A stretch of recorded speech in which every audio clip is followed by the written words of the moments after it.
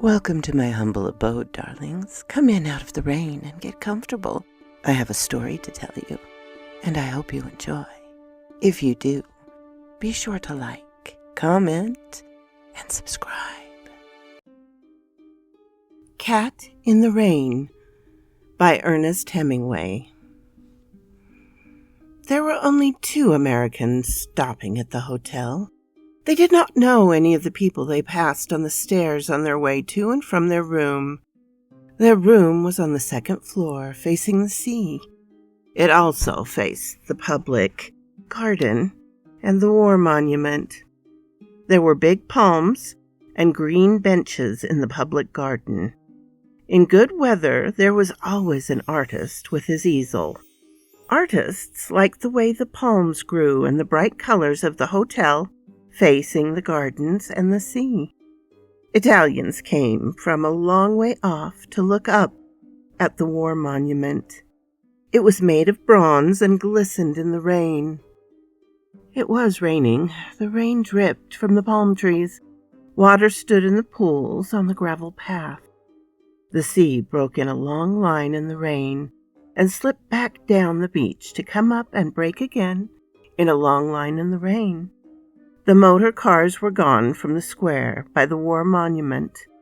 Across the square, in the doorway of a cafe, a waiter stood looking out at the empty square. The American wife stood at the window looking out. Outside, right under their window, a cat was crouched under one of the dripping green tables. The cat was trying to make herself so compact that she would not be dripped on. "I'm going down and get that kitty," the American wife said. "I'll do it," her husband offered from the bed. "No, I'll get it. The poor kitty is out trying to keep dry under a table." The husband went on reading, lying propped up with 2 pillows at the foot of the bed. "Don't get wet." His wife went downstairs, and the hotel owner stood up and bowed to her as she passed the office. His desk was at the far end of the office. He was an old man and very tall. "Il piove," the wife said. She liked the hotel keeper. "Si, signora, brutto tempo. It is very bad weather." He stood behind his desk in the far end of the dim room. The wife liked him. She liked the deadly serious way he received any complaints.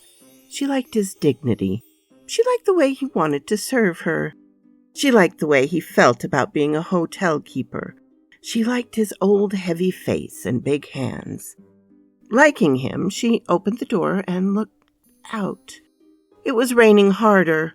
The man in a rubber cape was crossing the empty square to the cafe. The cat would be around to the right. Perhaps she could even go along under the eaves. As she stood in the doorway, an umbrella opened behind her. It was the maid who looked after their room. "You must not get wet," she smiled, speaking Italian. Of course, the hotel keeper had sent her. With the maid holding the umbrella over her, she walked along the gravel path until she was under their window. The table was there, washed bright green in the rain, but the cat was gone. She was suddenly disappointed. The maid looked up at her. "Ha perduto qualche cosa, signora?" There was a cat," said the American girl. "A cat?" "Si, il gatto." "A cat," the maid laughed. "A cat in the rain?" "Yes, under the table," she said. Then, "Oh, I wanted it so much. I wanted a kitty." When she talked English, the maid's face tightened. "Come, signora," she said. "We must get back inside. You'll be wet." "I suppose so," said the American girl. They went back along the gravel path and passed in the door. The maid stayed outside to close the umbrella. As the American girl passed the office, the padrone bowed from his desk. Something felt very small and tight inside the girl. The padrone made her feel very small and at the same time really important. She had a momentary feeling of being of supreme importance. She went on up the stairs. She opened the door to the room George was on the bed reading. "Did you get the cat?" he asked, putting the book down. "It was gone." "Wonder where it went to," he said, resting his eyes from reading. She sat down on the bed. "I wanted it so much," she said. I don't know why I wanted it so much. I wanted that poor kitty. It isn't any fun to be a poor kitty out in the rain." George was reading again. She went over and sat in front of the mirror of the dressing table, looking at herself with the hand glass. She studied her profile, first one side, then the other. Then she studied the back of her head and neck. "Don't you think it would be a good idea if I let my hair grow out?" she asked, looking at her profile again. George looked up and saw the back of her neck, clipped close like a boy's. "I like it the way it is." "I get so tired of it. I get so tired of looking like a boy." George shifted his position in the bed. He hadn't looked away from her since she started to speak. George shifted his position in the bed. He hadn't looked away from her since she started to speak. "You look pretty darn nice," he said. She laid the mirror down on the dresser and went over to the window and looked out. It was getting dark. "I want to pull my hair back tight and smooth and make a big knot at the back that I can feel. I want to have a kitty sit on my lap and purr when I stroke her." "Yeah?" George said from the bed. "And I want to eat at a table with my own silver, and I want candles. And I want it to be spring.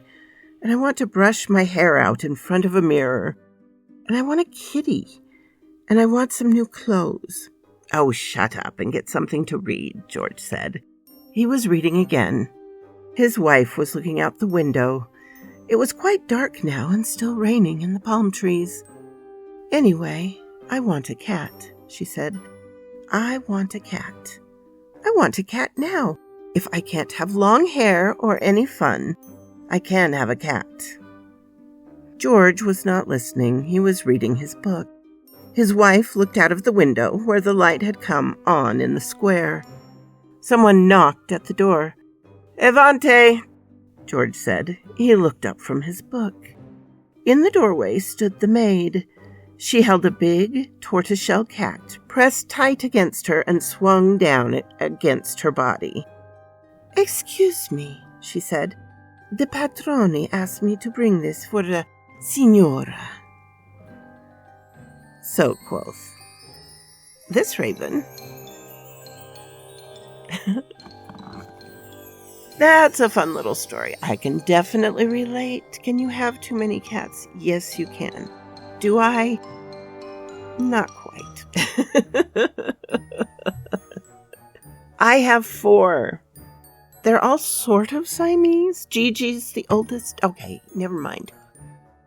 I hope you're all having a lovely week. Have a lovely day as well, my darlings. Bye-bye.